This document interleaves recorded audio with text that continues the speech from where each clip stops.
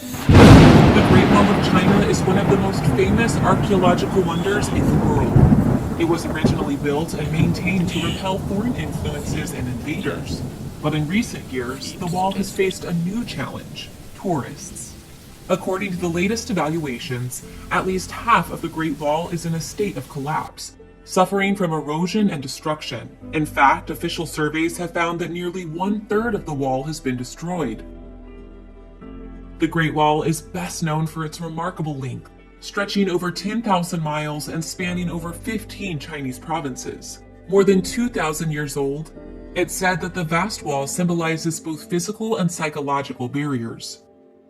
Badaling, the first section of the wall to welcome tourists, opened in 1957, paving the way for multiple sections to be reconstructed and open to the public. Since then, the Great Wall has been visited by over 130 million people from across the globe.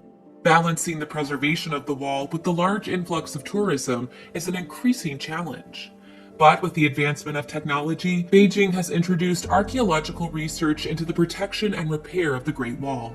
For example, new technologies such as drones, digital tech, and intelligent sensors are used to monitor the wall and its surrounding environment, a far more effective method than manual monitoring.